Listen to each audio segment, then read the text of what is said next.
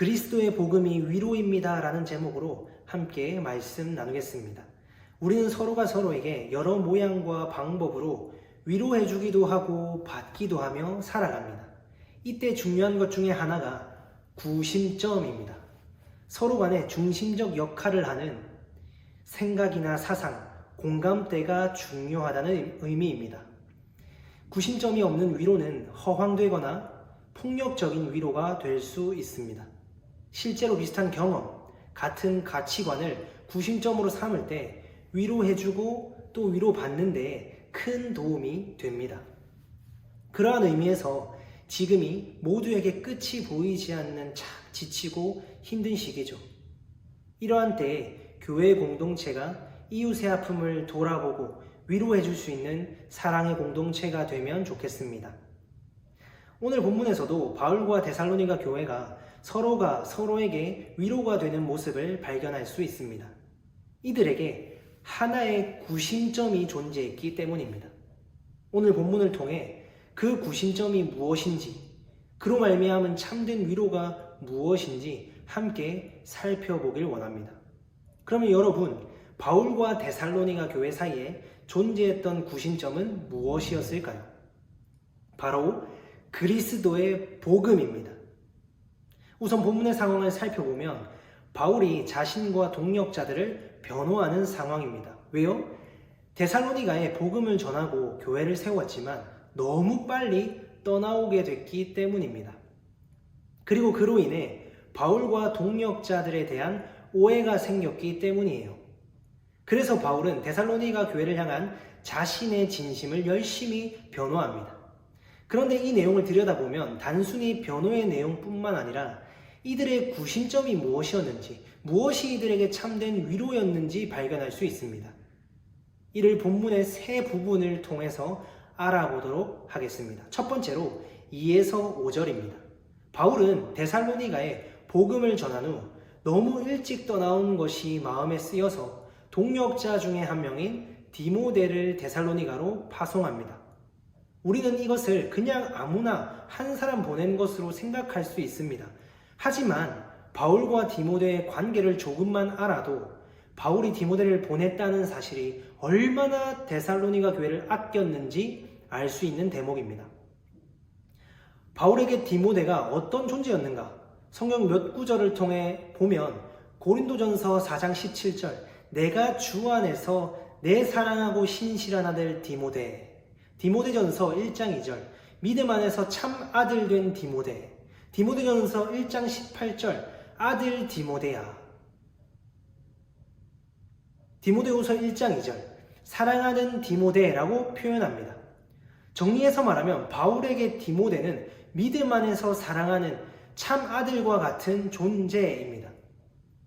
이를 볼 때 디모데는 바울의 선교 여행에서도 그만큼 매우 핵심적이고 중요한 인물이었습니다. 바울이 그런 디모데를 보냈다는 것은 데살로니가 교회를 향한 바울의 진심이 충분히 드러나는 부분입니다. 다시 본문으로 돌아와서 2절을 보면 바울은 디모데를 그리스도의 복음을 전하는 하나님의 일꾼이라고 수식합니다. 사실 이 수식어만 봐도 바울이 디모데를 보낸 이유를 알 수 있습니다. 동족으로 인해 환난과 유혹 가운데 있는 데살로니가 교회를 그리스도의 복음으로 굳건하게 하고 믿음에 대하여 위로하기 위해 보낸 거죠. 이 위로의 구심점이 무엇입니까? 그리스도의 복음입니다. 다른 세상의 것들로 위로하지 않습니다. 그리스도의 복음으로 위로합니다. 잘 버텨라, 잘 될 거야, 잘 먹고 잘 살게 될 거야, 결국 우리가 힘을 가지게 될 거야 라고 위로하는 것이 아니라 그리스도의 복음이 우리에게 위로입니다. 그렇기에 그리스도의 복음 때문에 우리가 환난을 받지만 그 그리스도의 복음 때문에 우리가 이 길을 인내하며 걸어갈 수 있습니다. 우리 함께 끝까지 그리스도의 복음의 길을 걸어갑시다 라고 위로한 겁니다. 우리를 비추어 봅시다. 우리는 서로 무엇으로 위로하고 있습니까? 무엇이 우리의 참된 위로요? 구심점이 되고 있나요? 혹시 세상의 돈, 명예, 권력, 건강, 자녀, 사업과 같은 것들이 우리의 위로와 구심점이 되고 있지는 않습니까?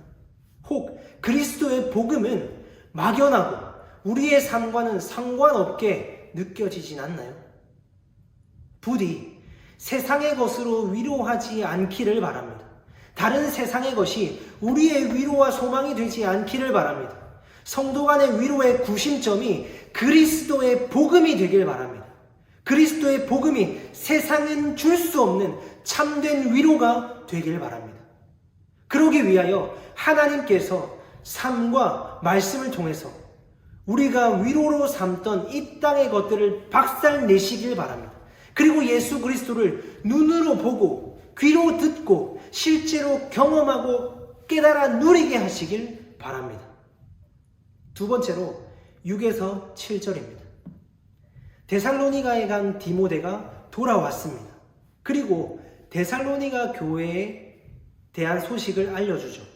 6절에서는 기쁜 소식이라고 간단하게 말합니다만 기쁜 소식이라고 표현하는 것을 볼 때 이들이 환난 중에도 믿음을 잘 지키며 그리스도의 복음을 붙들며 살았다는 것을 충분히 예상할 수 있습니다.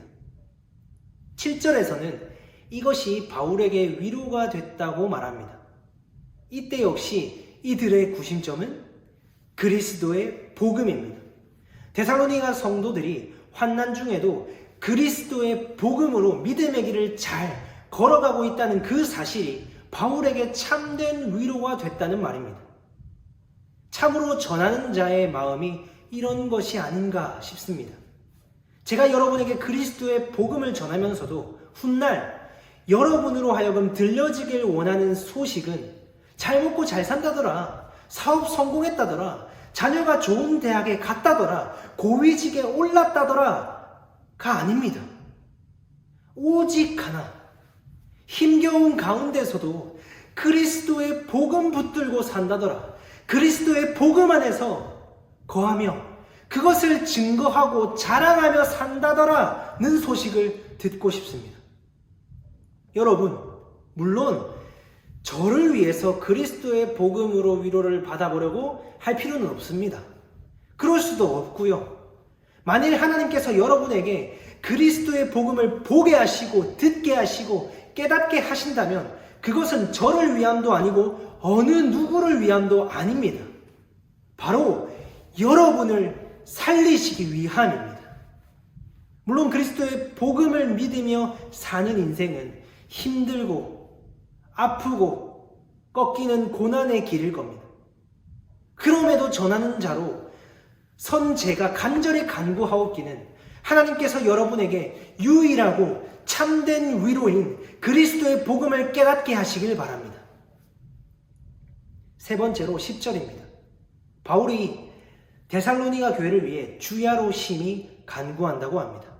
그 목적은 너희 얼굴을 보고 너희 믿음이 부족한 것을 보충하게 하려 함이라입니다. 다시 말해 바울이 데살로니가 성도들을 다시 만나서 그들에게 아직 다 전하지 못한 복음을 더욱 풍성히 전해주고 싶어서입니다.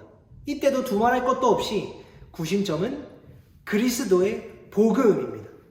바울이 그들에게 주식 정보, 로또 번호, 어떻게 하면 잘 먹고 잘 살며 훌륭하고 위대한 사람이 될 수 있는가를 알려주려는 것이 아닙니다. 오직 하나, 그리스도의 복음을 전하기 위함입니다. 제가 이 자리에 선 것도 여러분에게 삶의 처세술을 알려주기 위함이 아닙니다. 여러분이 어떻게 하면 돈을 많이 벌 수 있는지, 높아질 수 있는지, 존경받는 사람이 될 수 있는지 알려주기 위해서 이곳에 선 것이 아니에요. 또한 여러분을 드높여주고 북돋아주기 위함도 아닙니다. 제가 이 자리에 세워진 이유는 여러분에게 오직 그리스도의 복음을 가감없이 전하기 위함입니다. 그러니 여러분, 전하는 자와 듣는 자로 마주한 우리의 구심점이 오직 그리스도의 복음이 되길 바랍니다. 사실 삶의 처세술과 같은 건 세상에 나가면 저보다 훨씬 더 전문적인 사람들에게 훨씬 더 정확한 정보를 들을 수 있습니다. 우리를 드높여주고 북돋아주는 건 다른 어느 종교에 가도 들을 수 있어요. 그런 이야기가 듣고 싶다면 그곳을 찾아가는 편이 훨씬 낫습니다. 교회는 그런 것들을 전하는 곳이 아닙니다. 오히려 그런 것들에게서 소망을 찾지 못하고 위로를 얻지 못하여 모이는 곳이 교회입니다. 그것들 자체가 아니라 그것들을 통해서 그리스도의 복음을 설명해 주는 곳이 교회입니다. 삶에서 자신이 발견하고 경험한 그리스도의 복음을 나누는 곳이 교회입니다. 그런즉 성도의 모임은 헌신이 아니라 도피입니다. 그러니까 성도는 모이지 말라고 해도 모일 수밖에 없고, 모이지 못하면서도 간절히 모임을 소망할 수밖에 없는 거죠. 여러분이 이와 같이 되길 바랍니다. 세상의 돈, 명예, 권력, 건강, 사업, 심지어 우리의 행위와 노력에는 소망이 없다는 것을 깨닫게 되길 바랍니다. 그리하여 진짜 소망 되신 예수 그리스도를 찾아 진짜 위로 되신 그리스도의 복음을 들으러 나오는 여러분이 되길 바랍니다.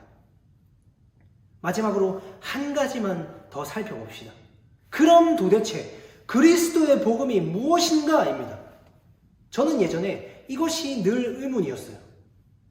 예수님이 복음이고 그리스도의 복음이 위로다? 알겠다 이거야. 좋다 이거야. 아니 그래서 도대체 그리스도의 복음이 뭔데? 이거죠. 그래서 마지막으로 그리스도의 복음에 대해서 정리해 보고자 합니다. 먼저 여러분이 생각하시는 그리스도의 복음은 무엇인가요?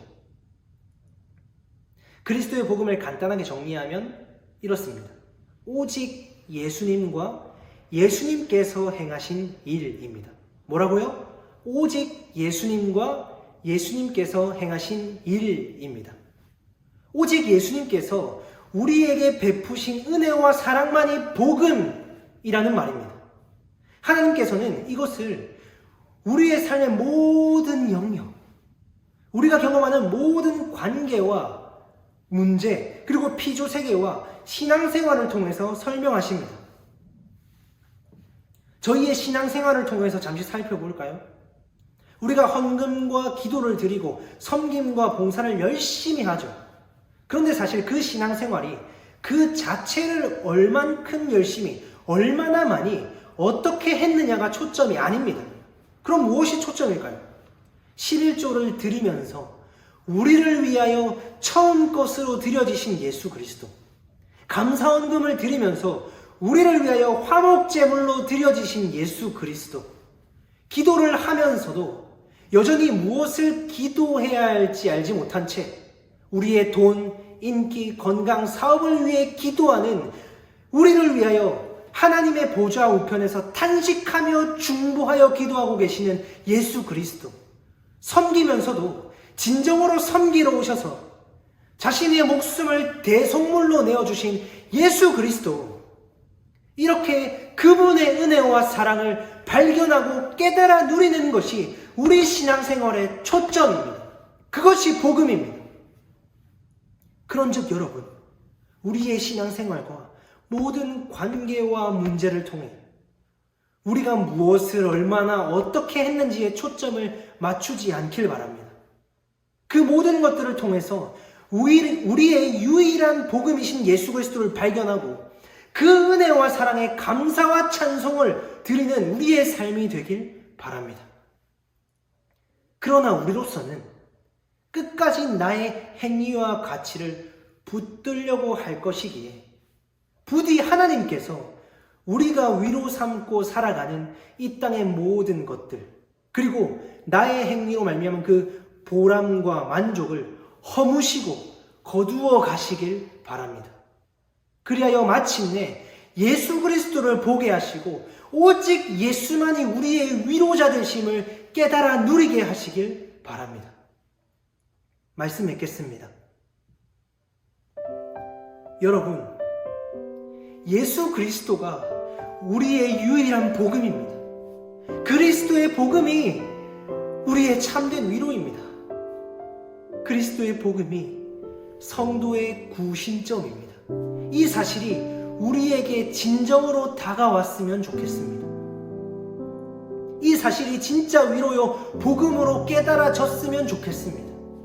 우리가 함께 삶을 나눌 때에도 세상의 것이 아닌 그리스도의 복음이 구심점이 됐으면 합니다. 전하는 자로서 간절히 간구하옵기는 부디 하나님께서 저와 여러분의 삶 가운데 경험하는 그 모든 관계와 사건과 문제 등을 통해서 예수 그리스도가 보여지고 들려지고 깨닫게 하시기를 바랍니다. 예수로 해석되게 하시기를 바랍니다.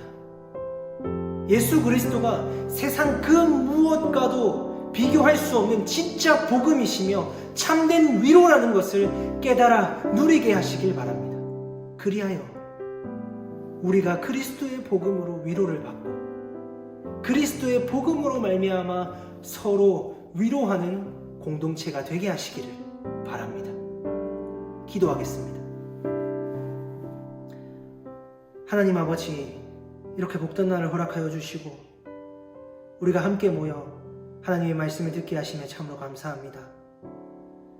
하나님, 우리는 살아가면서 어찌나 이 땅의 것들로 우리의 소망을 삼고 우리의 위로를 삼으며 살아가는지 모릅니다. 성도로 모였음에도 세상의 것들을 나누기에 급급하고 그것들로 위로해주기 급급한 것이 우리입니다. 이토록 연약하고 어리석고 완악한 우리를 긍휼히 여겨 주시옵소서. 주님께서 우리에게 은혜를 베풀어 주셔서 이런 우리로 하여금 예수 그리스도를 보게 하시고 듣게 하시고 깨닫는 그 은혜가 있도록 주여 은혜 베풀어 주시옵소서. 우리가 살면서 경험하는 그 모든 문제와 관계 그리고 피조세계와 우리의 신앙생활을 통하여 예수 그리스도와 예수께서 우리에게 베푸신 은혜와 사랑을 발견하고 경험하는 그리고 그것을 깨달아 누리며 살아가는 우리의 삶 될 수 있도록 주여 은혜 더하여 주시옵소서. 그렇게 하실 주님께 모든 것을 맡기어 드리며 살아계신 우리 주 예수 그리스도의 이름으로 기도드립니다. 아멘.